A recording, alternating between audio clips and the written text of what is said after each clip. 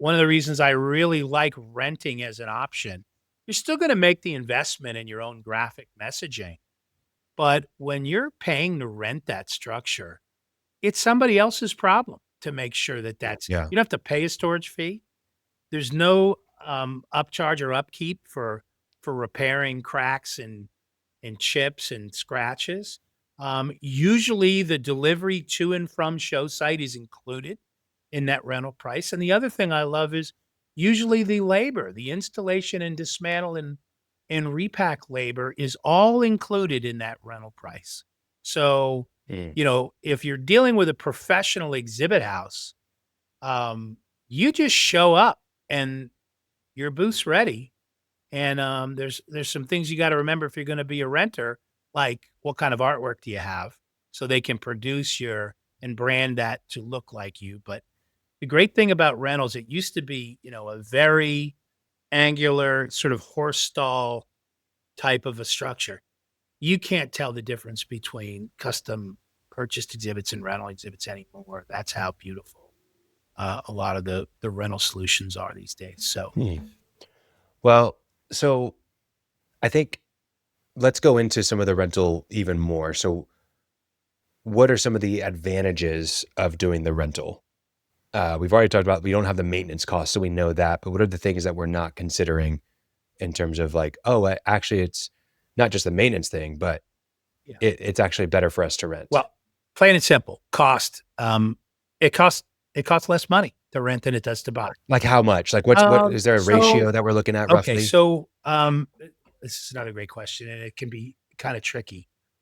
Um, you'd say, oh, well, if three is the magic number for purchasing, does that mean I can rent for about a third of the cost of purchasing? Technically, the answer is probably yes. Okay. So the physical assets you're renting might be 25 to 35% of the purchase cost. But remember, you're bundling the rental with some services your purchase price may not include, like the installation and dismantle labor, like the Right. transportation to and from. So if you came to my company as an example, we typically, when we're saying we're going to provide a turnkey rental, there's 5 things that we'll include.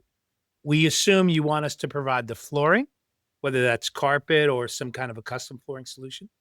The exhibit hardware, which is the structure, probably some basic sitting furniture, maybe a bar height chair or stool for the reception counter, discussion tables or a couple of those, some basic AV, wouldn't include video walls and LED screens, but usually our price if you have a 65-inch monitor or 2 50-inch monitors on the wings, we would include that as part of the hardware. The graphic messaging, the thing that's really gonna that's the thing I really love about rentals is you're spending your money on the things that get people, your prospects, out of the aisle and into the booth space talking with you, more than spending it on the behind the scenes costs, like transportation and, Yeah. those kinds of things. So, And you would need like a full-time employee dedicated to just managing all of that well, it on the can be, and purchase that's side. I'll come back to that. So flooring, hardware, graphic messaging, delivery to and from show sites, usually included in your rental, and the professional labor to set it up and take it down. You're gonna be in places where union towns have jurisdiction, so, that price may not include the electricians doing the work because that's a very territorial and proprietary thing. Yeah. So, Let me ask you this, Chris. Can you is there a way to do a mixed model of like we own our graphics, but we rent everything else? absolutely, Like, absolutely. okay. So, So is that cost effective? How can we it approach no, that? it really can be. If so, again, a well thought out exhibit plan. So if you said 4 shows, let's assume you're in the same size space, or maybe you're in one 10 foot and you're in a 20 foot 3 times or 2 and 2. So I would, I think your exhibit house, if they're worth the salt, is helping you design that each half of your 20-foot exhibit can be used independently. It's one message here, it's another message here, but they go well together when you use them together. So Mm, again, most okay. graphics nowadays are being produced as what we call SEG fabric graphics. SEG is a silicone edge graphic. It tucks into the aluminum frame, so it gives you this beautiful, tight billboard look. But at the end of the show, Khalil, you can just pull those out, fold them up, and they could literally fit in your laptop bag, or at the very, or maybe they're in a Oh, FedEx wow. box that can go back. And you walk away from the hardware, which isn't yours because you've rented that and the furniture and the reception station, right? And the AV. So you get to walk away from all that. The stuff you bought and own that's your branded material, you get to take that with you. So the next show, either the exhibit house can take that back if they're going to manage your 4 shows for you. They go, we'll take it back and we'll just marry this to whichever configuration you ask for the Miami show, and Okay. we'll make sure all that's, and we'll send you again a good one. We'll dress rehearse it, send you pictures so you know what it's going to look like, and you sign off and approve that. So it really, this is a whole industry in the trade show world of this type of support. So you had made a comment about the logistics could be a full-time person, right? For a company 100%. managing all that. We see that a lot. And, that's an expense to have somebody on staff that does that. Why not have the person on staff be the one whose job is the opportunity generation, the lead generation, and managing the Yeah. leads? Use the people that know how to manage the icky, nasty stuff of freight and labor and helping you with your show forms and all that stuff. Liaison with your person. But at the end of the day, your job is to generate leads and turn those into sales. Do you really want your job to be managing the freight and logistics as your primary? It's just a different kind of position, but Yeah, it's not a core competency.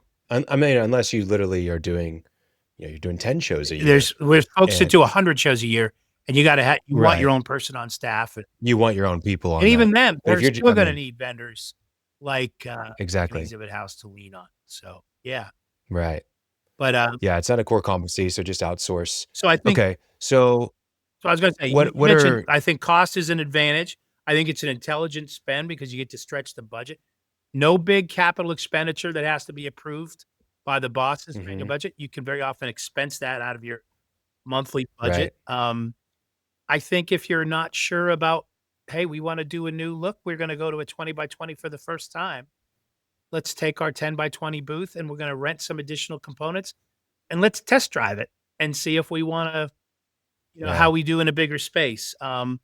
Sometimes if you do have a lot of shows, or even if it's not a lot, there's a show season. So we know that January to through early May is the busiest run.